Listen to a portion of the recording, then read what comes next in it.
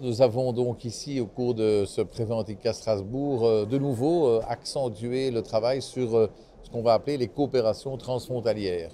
À l'instar de Lille, ici on est dans une région qui est proche de l'Allemagne, qui n'est pas très lointaine du Luxembourg. Et donc trois ateliers ont été vraiment marquants. D'une part, un atelier a été fait qui a associé les pompiers allemands, belges et français. Pourquoi? Parce que point commun entre les pompiers du Nord français et belges et les pompiers ici de l'Est, c'est d'être associés dans des projets de coopération transfrontaliers qui sont d'ailleurs financés par l'Union européenne, les programmes Interreg 4 et Interreg 5. Et donc on a pu voir ensemble quelles étaient les difficultés qui pouvaient être rencontrées quand on intervient de l'autre côté de la frontière. C'est des questions de responsabilité civile et pénale. C'est parfois aussi des questions de compatibilité de matériel. On peut arriver avec une autopompe déroulée des tuyaux et qui ne correspondent pas au même système de connexion. Et donc tout ça a pu être mis sur la conversation, sur la rencontre.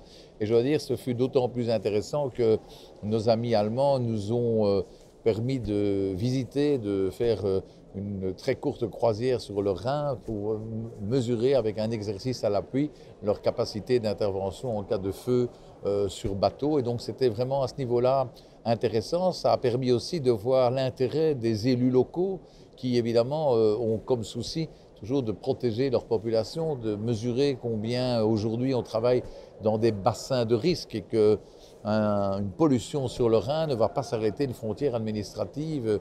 Un nuage toxique franchira la frontière administrative et donc on doit avoir des réponses solidaires, des capacités d'assistance mutuelle, mais aussi des réponses cohérentes. Si je dis du côté allemand que l'on doit évacuer, si je dis du côté français qu'on doit confiner, le citoyen ne va pas s'y retrouver. Donc ça, c'était un premier atelier qui était assez bien réussi.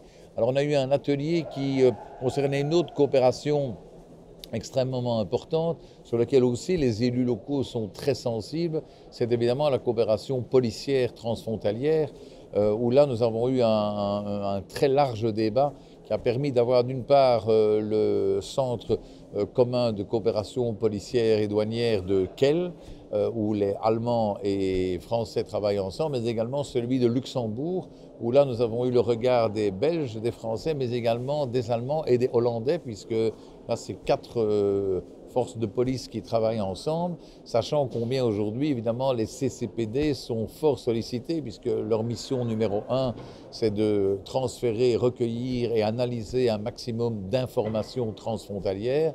On peut imaginer évidemment qu'après l'horreur des attentats de Bruxelles et de Paris, leur rôle est encore plus important.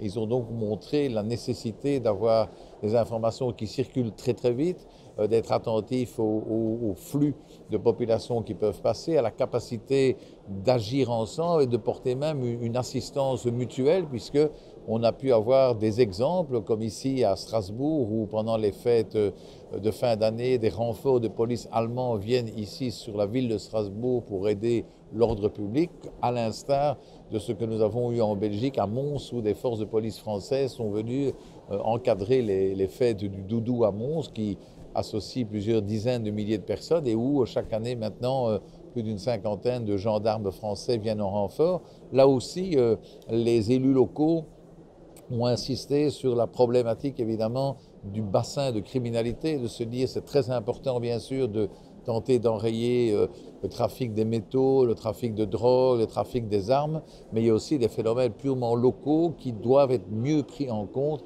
et en particulier les vols béliers, les bandes urbaines qui parfois traversent la frontière et créent des problèmes de part et d'autre de la frontière. Donc ça a été pris en pleinement, je dirais, en question dans les débats. Et enfin, le troisième panel est un peu particulier. C'est un panel un peu futuriste parce qu'on ne sait pas vers où on va dans ce domaine-là. Mais il est certain aujourd'hui que le niveau local, le maire, le bourgmestre, le mayor britannique, le syndicato italien, ont tous des responsabilités en tant qu'élus locaux pour gérer la sécurité, mais on sait aussi combien aujourd'hui les phénomènes ne s'arrêtent pas à leur commune et que les compétences ne sont pas les mêmes. Et donc on a eu l'occasion de voir quelles étaient les nouvelles compétences qui étaient attribuées aux métropoles européennes. Deux beaux exemples, la métropole européenne de Lille et la métropole européenne de Strasbourg, qui étaient présents, ont pu montrer combien aujourd'hui elles sont aussi des acteurs de la sécurité des territoires.